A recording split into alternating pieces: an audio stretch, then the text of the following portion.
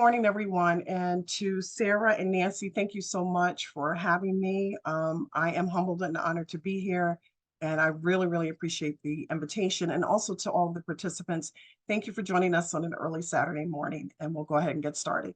And so my talk today is African American genealogy, introduction to it. If you've done genealogy research before, I just hope that there's something in my presentation that will inspire you and encourage you to keep going and researching your ancestors.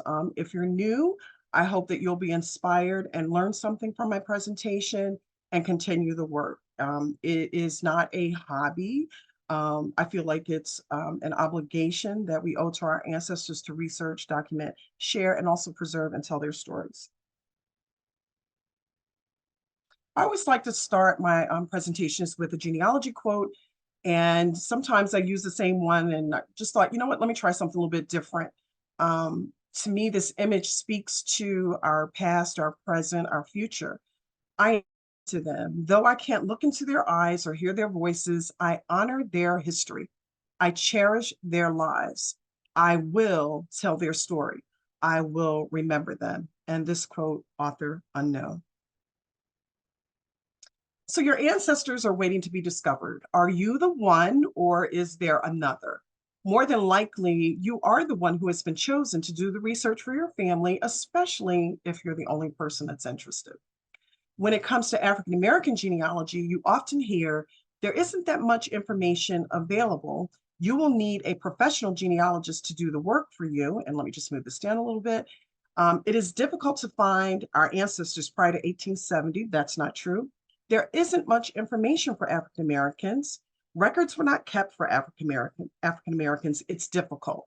My response to all of this is that it may be challenging, but don't ever accept these responses and begin your research journey. So your genealogy journey starts with you. And so this is a blank family tree form that you can use, and you want to start with yourself, work on your maternal line as well as your paternal line, and then do as much as you can. Sometimes what you don't know will be the inspiration to really go for it and find look, research your ancestors. Don't be discouraged. Always start with yourself and work your way back. This is an example of a family tree for myself. And I like Ancestry.com, which is a paid subscription. If you're of the mindset that I really don't want to pay for it or can't afford it right now, FamilySearch.org offers a free subscription. All you need is to provide an email address and a password, and they pretty much have the same content. A lot of information that you can't find on Ancestry.com, you can find on Family Search. And Family Search really has come a long way in terms of their offerings with hints, being able to keep your information from, a lot of people don't like, in the past, they didn't particularly care for Family Search as a research, as far as putting their information in, because they felt like, oh, people can change it. So there is a way to do that. You definitely want to go on the site and introduce yourself to it, learn. They have all kinds of tips available. And Sarah's going to put some information in the chat for you to help you in your search with Family Search if you decide to do that. I recommend Ancestry.com if you're interested in DNA, because most people who test use Ancestry.com and have trees available on Ancestry.com. So you want to keep your information organized. Every time you get a new piece of information, you want to put it into your chart, your family tree chart, and then make sure you're entering it into a program, because you don't want to end up with 20 boxes of paper or all these files and they're not easily accessible. So always be of the mindset, I must be organized with my file. If you're going to use paper, I discourage that. But if you're going to use a lot of paper, some people are like, no, I need my paper in the beginning. I was of that mindset. But then if somebody asks you for something and you don't have it in the program, it's going to take you hours. And I had that experience recently to retrieve that information. So it makes it so much easier to enter as you go into a program. Historical records that you're going to start with, and you feel free to take a screenshot of this. I don't have an issue with it. You're definitely going to look at census records, federal and state, wills, inventories, probate records, tax list, deeds, free Negro registers, Civil War documents or military documents, marriage bonds and cohabitation records or marriage records, United States Freedmen's Bureau records, slave narratives, and a lot of folks think that they won't find anything, but I'll show you some examples of how I did, and especially newspapers. Most people are of the mindset that, oh, I'm not going to find anything. When I started, I felt the same way. I used newspapers.com, newspaperarchives.com. And what I found, I got frustrated in the beginning, but what I found that I had to do, and this is a tip by Brian Sheffy, is to put in your ancestor's name and put comma colored or comma Negro, because when you're looking at historical newspapers, that's how they refer to us, or a person of color, and you get better results.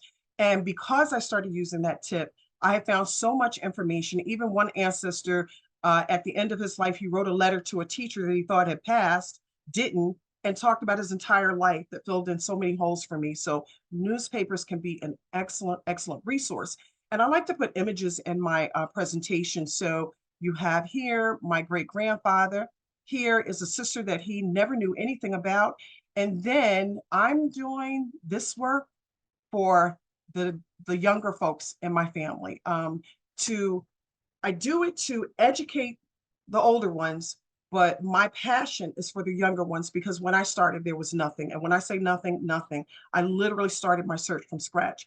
On my maternal line and on my maternal and paternal line, no one had documented anything. So it's just important to do the work, especially if it's not being done. So I mentioned that you're going to start with US Census records. The census records that are available are from 1790 to 1950. Yay, 1950 found some really cool things, and when it became available, I believe it was last year. And so what I recommend is that read all the way across census records. Don't just look at the name or the date of birth or age and stop there. Read all the way across the census records, because all of that information is important. Please be sure, and I just mentioned this earlier, to create a family tree before you begin. On this journey, you will research, document, share, and preserve your information with family members, as well as getting them involved in the process. And so I'm open to anyone in my family that wants to do it. Most of them are like, oh, yeah, that's nice that you do it. And they love the information I share at family reunions, but I'm working on getting other people to do it. I have my son who's interested. You don't want to do this work and just keep it. That's not what it's about. Some people, they do it, they don't want to share. They allow other folks to struggle. I don't believe in that. I don't think any of us owns our ancestors. Now, if you're writing a book and you're telling a story and you're spending all of this money, I totally get that. So you can share a little bit of information here and there, but don't be a gatekeeper of your family's history. Start with yourself as well as what you already know or don't know. And I've already mentioned great sites to use are familysearch.org, ancestry.com, and myheritage.com. Make sure you check state census records. They vary by state. I was shocked on familysearch.org to discover an 1869 census record that included my second great grandfather, Stuart Smith. So make sure you look at state census records, see what's available specifically for that state, and I hope you find great new surprises or information that you weren't aware of. Earlier, I mentioned reading across all the way across the census record, not just the first one or the second column. So if you look here, and I want to highlight this one because this one is really significant for me.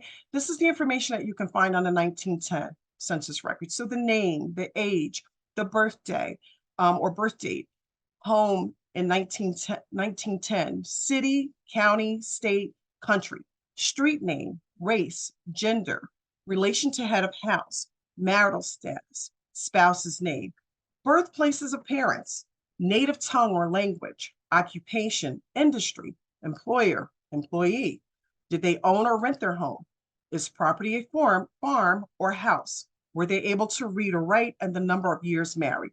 And so for this census record, it's for Edward McKnight Brawley, and I was just completely blown away when I looked him up.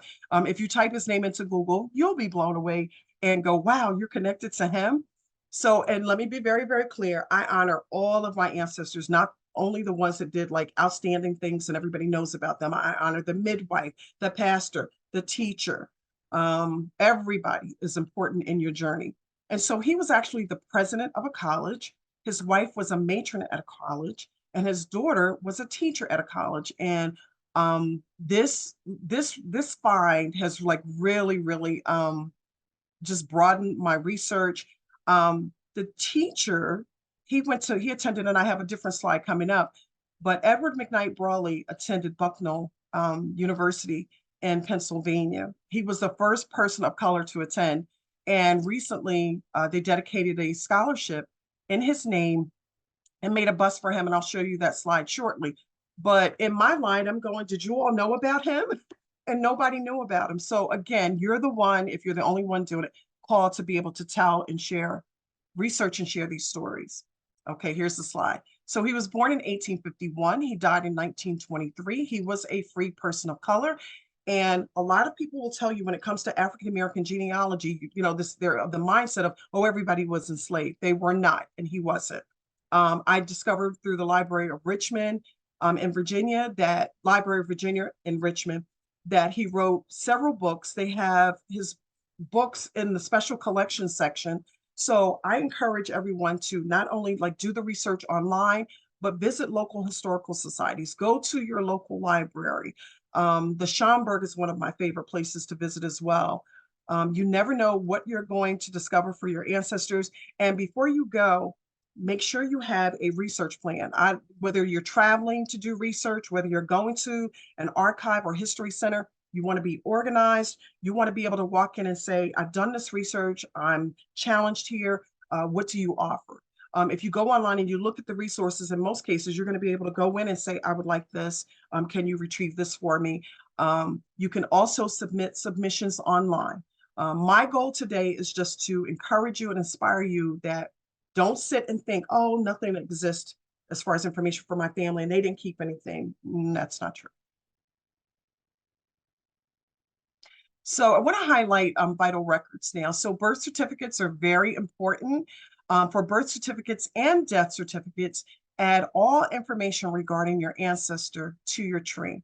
To enhance your research, check every detail listed and research everyone listed on the birth and death certificates. Also, make corrections when you find errors. So this is the birth certificate for my grandfather. His name, his middle name was listed as Cubit, C-U-B-I-T. That is not his middle name. His middle name was Herbert. So a lot of folks, when they recorded information, they recorded it based on what they heard. So again, his middle name was not Cupid. So I stress here at the bottom, whenever you find information that's not accurate, when you're entering it into your, whatever program you're using, you can always make notes and correct that information. You always want to build on truth and the facts that are available. And so here, and everybody, if you haven't done research, I get the name of the father, the mother, their race, where the father was born. And sometimes you're going to see the information is not consistent. So for my great-grandfather, it's saying that he was born in North Carolina. I've seen North Carolina. I've seen South Carolina. Okay, which one was it? So as you do your research, you may find information that's not consistent.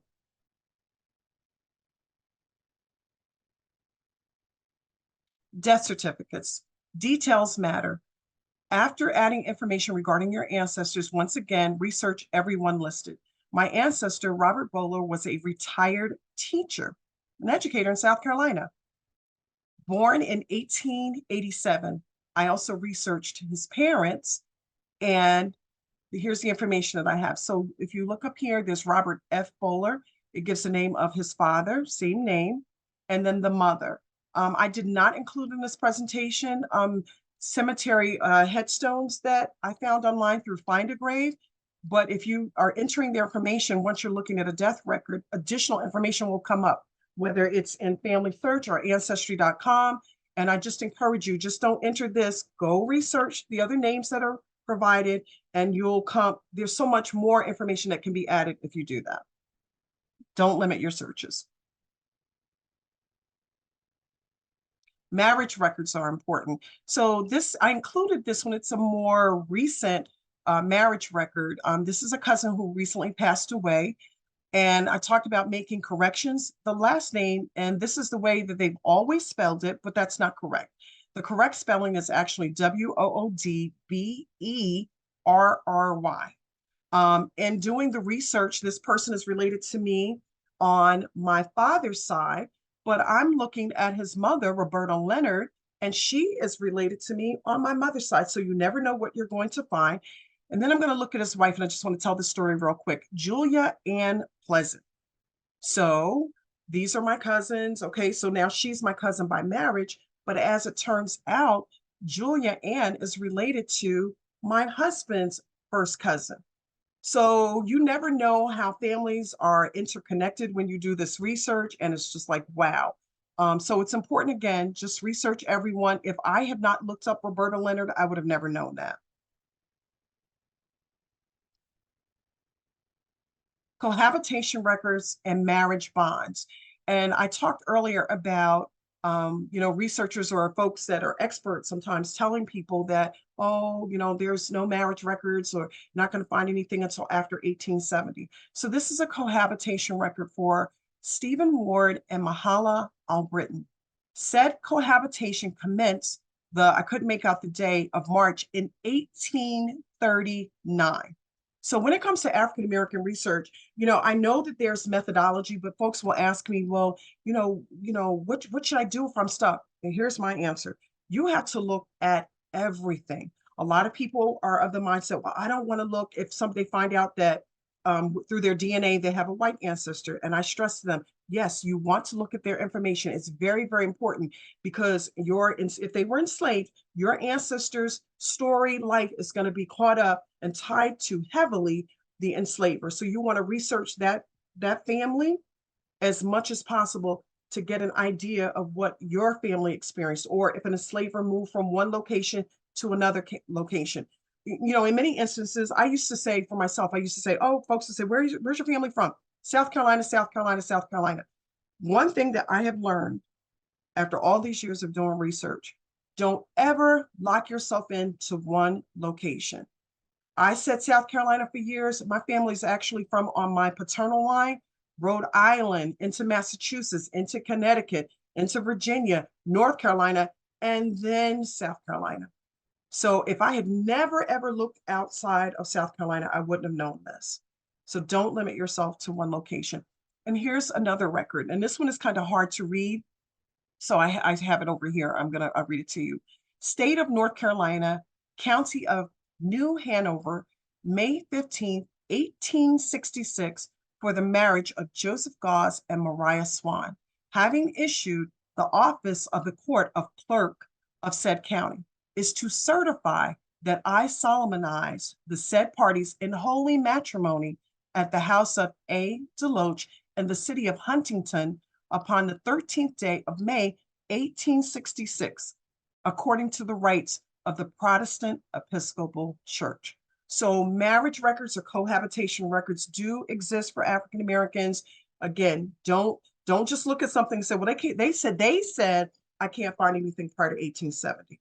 Look past 1870. And with the census records, I talked about a little bit, but look at all of the census records. Don't just say, well, Skip Gates and everybody else says, oh, you start with 1870 because that's where they start to document us. That is not true.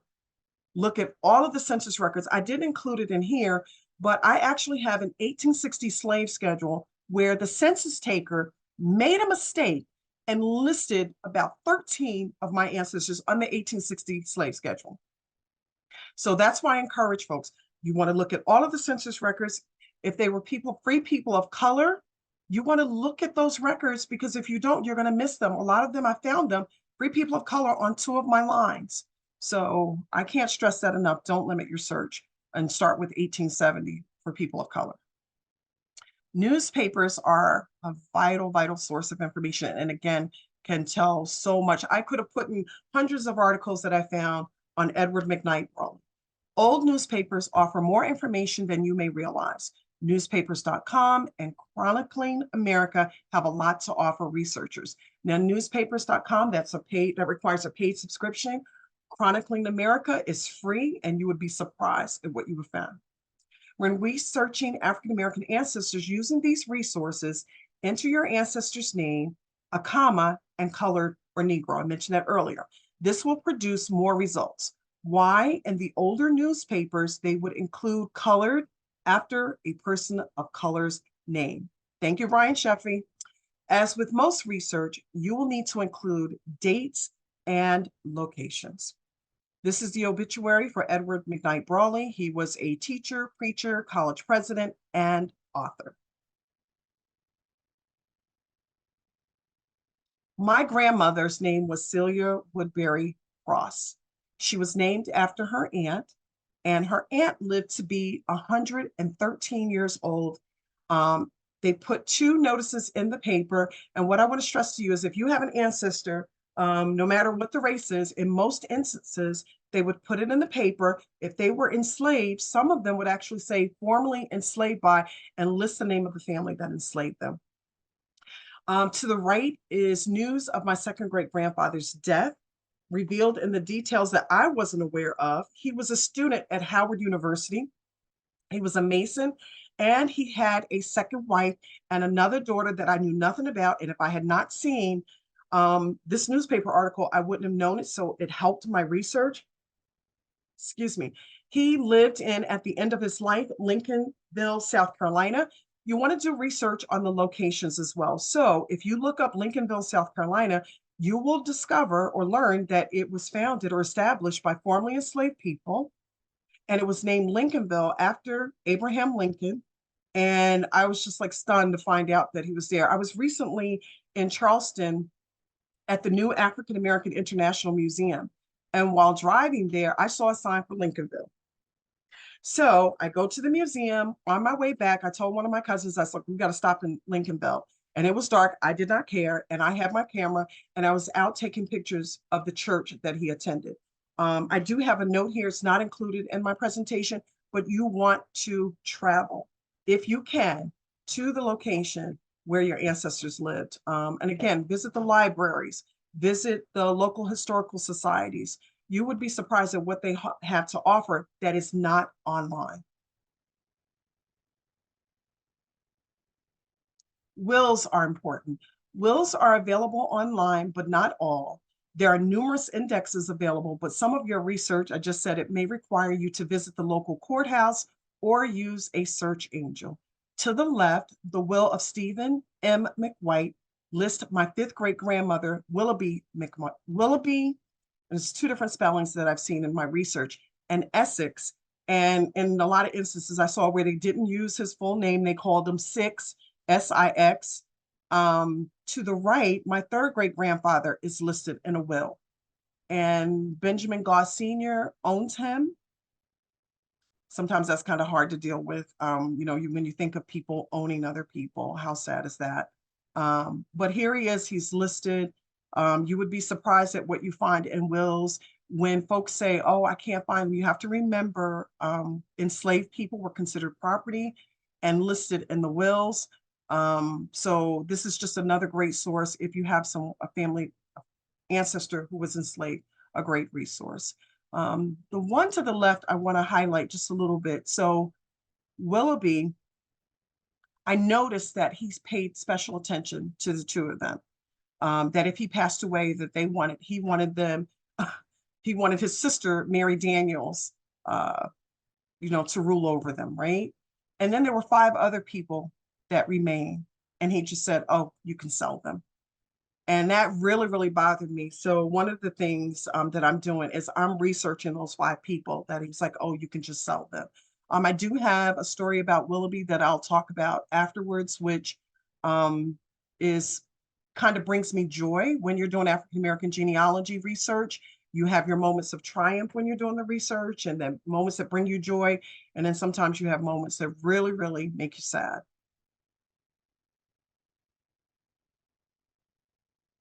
Inventory list. Most of these lists sometimes are in private collections, but you definitely want to check special collections where your ancestor may have been enslaved. This is a list. The actual list is about 4 or 5 pages long. I'm highlighting the first list here. So it has Fib. Her name was actually Phoebe. This inventory list includes several of my ancestors. One of the rules I have for myself is stick to the slide, Janice. Includes my 4th great grandmother, Phoebe, Gade, You saw him in the will listed earlier, Mary and Eugenia. The amount each enslaved person was appraised at. How do you place a value on a life? And so if you see a lower amount, that is typically indicating that they're older. If you see a larger amount, in most cases, they were younger. So I have on this list, I can identify Fib or Phoebe. Okay, I moved this around a little bit. Gade and Mary. And then here's Eugenia. Family groupings with marks to the left. So these little marks here are tick marks. And in most instances, it meant that these were like, it was one group, one family group. These records may be found in personal collections, colleges, universities, as well as history and archive centers. Once again, do not accept that records do not exist. In one of my presentations for Roots Tech, I shared with my audience, who was mostly white, that if you have information on enslaved people, go to Beyond Ken, I believe it's beyondken.org, and share or upload that information, because it's gold to researchers. If you're holding on to it, we're never going to know about it. But if you share it, it makes all of the difference for us in our research, and mainly because our ancestors do want to be found. Slave narratives. Now, when I first learned about slave narratives, I'm like, yeah, right, I'm not going to find anything. I actually have 4 of them. Well, to date, I have several, so that's about 4, maybe a little bit more from different sources. This collection is worth reviewing to see if one exists for your ancestor. The image to the right is one for my second great grandmother. And on this slide, I have her name listed here, Eugenia, and here's the slave narrative for her. When I located it, I was just completely blown away. It's several pages long, and her slave narrative has been cited in over 200 publications. I have to take a breath there, sorry. Slave narratives from the Federal Writers Project, 1936 to 1938, contain more than 2,300 first-person accounts of slavery and 500 Black and white photographs of former slaves. Where can they be located? Library of Congress, and also access genealogy. Note, please check resources for your state. Also do a Google search, as there are so many resources that are now available and numerous books. And in Eugenia's slave narrative, the way that they recorded and translated it, excuse me, is in the Gullah Geechee dialect. So with hers, you have to read it very, very slowly. And so she's talking about her daily life. She mentions her parents and who they were enslaved by. She mentions her grandmother, Phoebe, which I showed you on the top of that inventory list. She talks about her wedding, and that was the happiest moment for me reading through her slave narrative, that she talks about her wedding, the fabric that her dress was made of, muslin fabric. And somebody actually sent me a doll, and it has this muslin fabric, so I could see what that was made of. She talks about the celebration, that they danced a jig, that they jumped over the broom. And then she talked about some very, very sad moments as well. But this is like gold to me to have this information. Chericana Feliciano is the current president of Ox, New Jersey. And we were both at the museum, the African American Museum in Washington, D.C. Bernice Bennett was there celebrating her book on Black homesteaders. And after the presentation, I had already been, but I'd never seen this information. We were going to take a tour, a friend of mine and I were going to take this tour, and we both decided, oh, we're tired, we'll come back. So Chericana, she and her family, they stayed. And the next morning, Chericana sent me this picture off to the right. And I just talked to you about the slave narrative for Eugenia. Well, at that museum in Washington, D.C., they have a little placard up. And the placard is a segment from the slave narrative for my second great grandmother, Eugenia Woodbury. And so, I can't even use the word, I don't want to use the word joke, but what I tell people is that it was meant for me to go home that particular day. I'm very, very passionate about family history and genealogy. And I'm just going to be very honest with you. If I had seen that day, they would have said security or 911 because I either would have passed out or I would have just started screaming when I saw it. Not screaming real loud, though. But Chera kind of shared her response to seeing it, and she gasped. And her family that was with her, they're like, "What's wrong? What's wrong?" And she was like, "This is Janice's second great grandmother." So if that was her response, I knew my my response would have gone to 0 to 1,000 in no time. But you would just be amazed at how, I believe in the spirituality part of researching for our ancestors, looking for them. And once we start looking for them, how that information just all of a sudden appears. So again, you never know what you're going to find on the journey, and it is worth it to do it no matter what anybody says to you. Freedmen's Bureau records. Online access to the records of the Freedmen's Bureau is currently available through FamilySearch.org and Ancestry.com. And to the right is the U.S. Freedmen's Bank record for one of my ancestors. They're available from 1865 to 1871, and this one is for Robert Bowler. It lists his complexion, where he lived, his occupation, his wife's name, his children, his parents. Um, just mind blowing. I actually have probate records for him, just a lot of good information. I recently discovered in the Freedmen's Bureau records that one of my ancestors founded a school in Washington, D.C. There are over 30 letters, documents between him and General Oliver O. Howard. Who is he? He founded Howard University. Military records are important. So when I started my research, I would hear folks say USCT or, oh, you got to get the pension file and everything. And I would laugh and go, you're right. I'm never going to find that. And I have an entire list now of about 10 files that I'm going to retrieve on my next visit to the National Archives. If you have never been, I encourage you to do your research, have a plan. And if you have someone that fought in the Civil War, and you get their pension index card, make sure you make a visit, plan to visit, and they will retrieve the file for you, and you can actually sit and go through their file. And it just shares so much information. I mean, I'd have to do an entire presentation on what's available. But to the right, I have one for one of my ancestors, Prince Woodbury, Spencer Cox. Fold 3 is an excellent site to use to review the information that they actually have online. But if there is a pension index card, you definitely want to get to the National Archives and review that information. Now, if you say, well, I can't get there, you can order the file online. But for me, I'm that person that I need to have it in my hands and go through it. And I share this with people and they're going, you know what, Janice, she's so overrated with this genealogy stuff, but I'm very, very passionate to it. And I actually feel that when I'm going through a file, that I'm stepping back in time. It reveals so much information.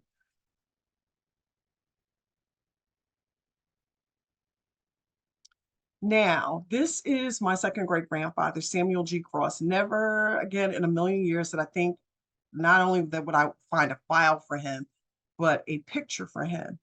And in my family, they kept saying, oh, our ancestor was Native American. This is my great grandfather. Oh, he was Native American. I was like, yeah, guys, I'm not finding that. Well, through a DNA test, I found out that he was, based on some extensive research that had been done by a retired professor in our family. But then I wanted to see his file for myself and went to the National Archives and retrieved the file. I did not put the entire file here, but I just want to highlight it gives his name, it tells where he served. He was a part of the 5th Connecticut Regiment, but then he had a brother that was a part of the Connecticut 29th. His brother served in the Civil War, wrote letters to his wife. His name was Joseph Orrin Cross. Those letters, some of them are housed at the University of Virginia. Some of them are in private collections. Some of them are at the Historical Society in Connecticut. And it's just mind blowing to get an account. He talks about what happened as far as the battles. He had a friend that fought alongside him whose wife wouldn't write him. And it was really funny because he would go, well, can you write and can you tell my wife such and such? So again, it's almost like stepping back in time. The records are available. I cannot say that enough. And don't just get stuck at 1870. And then if you look over here, I've highlighted it where it says, oh, he was red or Indian. He was actually a part of the Pokanoket tribe out of Rhode Island, which still exists today. And yes, I have made 2 trips to Rhode Island. I have a cousin that lives there, and he said, "Oh, this was about a year and a half ago. You've got to come up to Rhode Island for the 400th anniversary, 400th anniversary, or Pilgrims coming here." I was like, whatever that number is, excuse me. I was like, why do I want to do that? He was like, oh, well, the Native people that they met with, those are your ancestors. And I was like, okay, I will be there. And I went, and it was as if a part of me was coming home. So I embrace all of my ancestry, which is European, Black, and Native American. I research it all, I embrace it all. One thing that we have to be careful of when we're doing this work is I find that sometimes folks will take one over the other. Your ancestors are your ancestors. You're here because of them. And I think that we owe it to them, no matter what the story is, to research, document, and share the truth about our history. And one of the things that I've been highlighting, and this is for everybody to understand, this is a shared history. The United States is not just one person's history. And then if you have that younger generation, tell them, and you're doing the research, stress the importance of paying attention in history. Because once you start doing this work and you look at history and you see, you know what? We all have been here. And it's a shared history, not just one person's history, or not from the lens of one person. It talks about this, going back to this record, it talks about the injury while he was asking for an invalid pension. Eventually, it was approved. I did include a slide in here, but one of the things that just blew me away is that his handwriting, I actually could see documents that, letters that he wrote, his handwriting is the same as my father's, as my brother's, and as my son. And that was just so powerful to me. DNA is very powerful.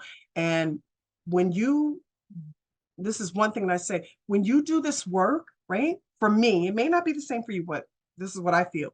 When you do this work, you think you know who you are, you really discover who you are. I look at my ancestors, I look at what they did, and I can understand why I'm as vocal now as I am. I understand why I don't like injustice, or if something is not right, I speak up. There's a whole list that I could give you, but in discovering them, I have found me. I found my voice. And the stories, we all have a story to tell. Yours may be different than mine, but we all have a story to tell. Church records are important. So this is the church. It's called Talcott Street Congregational Church. The current name of the church is Faith Congregational Church. I visited, looking at the outside and taking some pictures, and then I actually went back for a service that was just so moving. This church is over 200 years old. It's had a variety of names. I found a lot of records on my ancestors in newspapers, and most of them that lived in Connecticut, they attended this church. When someone died, and I have an example of an ancestor passing away here, their obituary, it gave the name of their parents, maybe how long they had been at the church. It says here at the bottom, Mr. Cross's father lived to be over 100. So it seems like longevity runs in my family on the paternal side. So I don't mind that longevity as long as I'm functioning, but there's so much information, right? He was a shoemaker. And this church was actually a very revolutionary church. If you've seen the movie Amistad, it was based, that court case was held in Connecticut. And my ancestors, in doing some of the research, this particular church that they attended, they helped raise money for that court case. They helped send them back once it was finally settled, and the captives, they weren't enslaved. The captives were ready to go back to their homeland. This church and and it's documented, they were there and they were able to help send them back to Africa. So once again, you never know what you're going to find. Church history is important. If the church has been around for a long time, it's worth it maybe to write a letter, call, go online, see what kind of history they have. Don't count churches out in your research. What resources does your library have? I spoke about Willoughby McWhite earlier, and being listed in one of the wills. And I decided that I was going to call the Marion County, South Carolina Library to see what they offered. Spoke to a wonderful woman there, and she told me, she says, oh, you know what? The Daughters of the American Revolution, the local chapter there, honored her. I'm like, they did what? She said, they honored her. She said, I think that there's a booklet. So she actually sent me a copy of the booklet. And then this is this was the section where they talked about her. And I was just so overwhelmed by it. She's born in 1812. It says that she was of African descent. At the age of 17, she was documented as living in slavery. I'm going to show you proof of that. And then it says by 1831, her owner, Stephen McQuaint, you saw his will earlier, had died and left her in his will to his sister, Mary Daniels. I shared that with you earlier. She lived on a farm for the next 2 decades, married and raised a family. She was not destined to spend her life in slavery. In her 60s, she experienced emancipation and began a new life as a free woman. After the Civil War, she and her husband, Essex, remained in Marion and purchased 160 acres of the very plantation on which they had once worked as slaves. It was their land now, and so on. So, again, you never know what you're going to find. It's worth it to reach out to them, be friendly. Don't call up and say, I want you to do everything for me.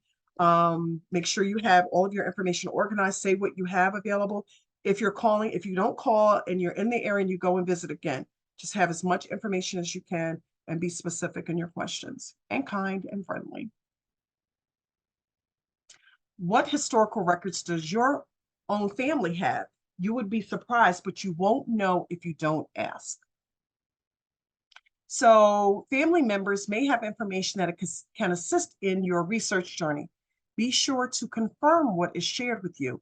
I typically like to have at least 3 sources, documents to confirm or correct what has been shared with me. My amazing cousin, Wanda Woodbury Murphy, researches another line of our family. She shared reflections with me of one of our cousins. He was raised by my second great grandmother, Jenny or Eugenia Woodbury. And then here is what a section that she wrote as part of a booklet, History of the Elders, and she gives a firsthand account of interviewing a cousin, or she called them Uncle Tom, and a cousin. And I was just floored by this. You're getting like this, other than names and dates. Our ancestors are more than names and dates. You're getting a personal story, a little window into their lives. This research journey may be challenging, but it is not impossible. Our ancestors are in historical records, private collections, universities, libraries, and we will find them, or you will find them. So during the past 2 years, I've discovered so much about my ancestors, even confirmation of my Native American Indian heritage. The historical document that moved me the most was the slave bill of sale for my 5th great grandmother, Willoughby McWhite. And anybody that knows me and has watched any presentations that I've done, they've heard me talk about her quite a bit. I honor her, celebrate her. I think I'm at a point where I can talk about her now without crying. I've shared her story whenever given an opportunity, especially since she was sold for $325. I'm determined to be a voice for my ancestors. My sincere hope is that these examples will encourage and inspire you to continue researching and documenting and sharing the legacy of your ancestors. And so here's a copy of the slave bill of sale. Who owns her? I'll just tell this real quick. I think we're okay on time. A couple of years ago, we were on vacation in South Carolina, and out of nowhere, I got this urge to go to Charleston. And so everybody was like, well, why do you want to go to Charleston? I was like, I don't know. I just feel this pull that I have to go. And so my husband couldn't take me because he had to check on some things with a property that we owned there. And I asked a cousin to take me, and she did. And so we went and walking around. And she's like, oh, that's a slave mart. And it was something about that slave mart that just moved me, right? So we're leaving, and we're going back to Marion County, South Carolina. And I hear spiritually in my spiritual ear, oh, she came to see us today. And I refused to tell them what I experienced because I figured that they would say, you know what, you get back to Marion County the best way you can if you're hearing things, right? And it wasn't in this ear, but it was in my heart. Oh, she came to see us today. And unbeknownst to me at the time, and then fast forward doing research, I found out about her and that she was sold at that slave mart.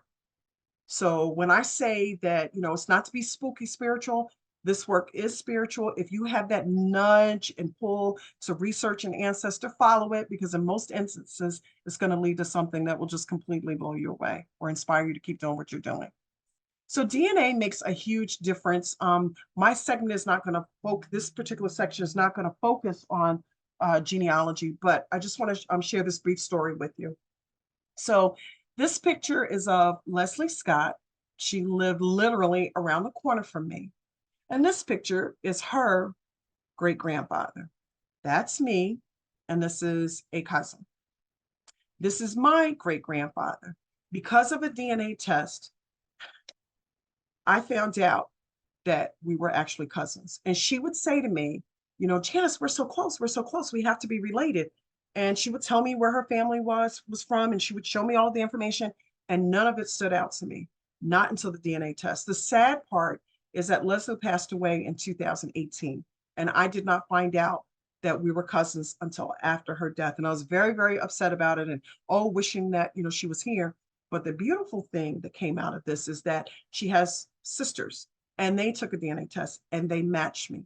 And so all roads lead back to my second great grandfather, Samuel G. Cross. So these two men were brothers. We looked at the pictures. We were like, oh, they sort of look alike, kind of look alike, but just could not make the connection on paper.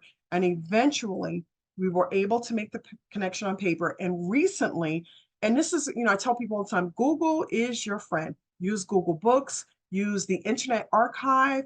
It yields some powerful information. Now, in my family, I mentioned it, I have Black ancestry as well as Native. Recently, with the Internet Archive, I found a book online, wasn't really looking for it, was researching something else, but there was a chapter about my second great grandfather, and it was called The Indian Who Came and Left, and talks about his time in North Carolina. So again, keep looking, even if you're like, oh, I've done as much as I can, always go back and do a refresher on the information that you have, put in another search and see what's available. And the reason I stress that is information is always being added, whether it's new newspaper collections, local collections. It's worth it, maybe even once or twice a year, to go back and say, okay, let me see what's new, what's out there. Let me put their names in again. Look at those hints from ancestry.com or Family Search, whatever source that you're using, research tool that you're using to house your information. Look at the hints and see if there's anything new for your ancestors. When your descendants come looking for you, what will they find? Please leave something for your descendants. I am determined to leave a well-written legacy for my descendants so that they won't have to start from scratch like I did.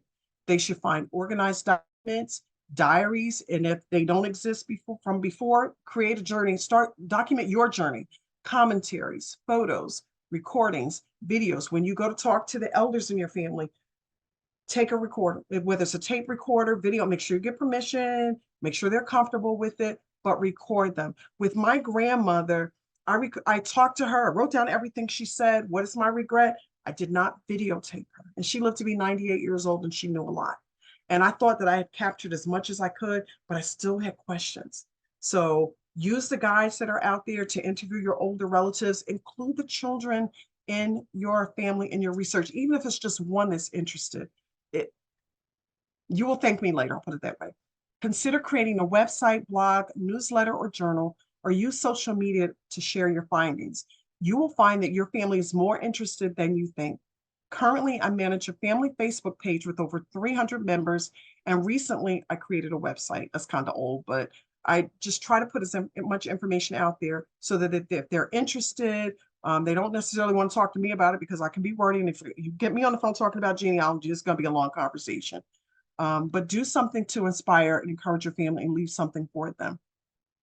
Your ancestors are more than names and dates. Start your journey to discover and document their stories.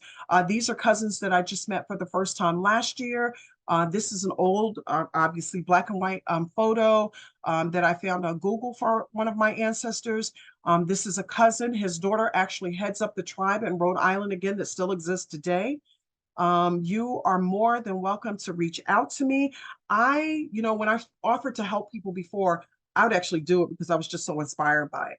Well, I've switched that around a little bit now. I like to give you the tools that inspire you and challenge you and encourage you to do your own work and your own family history.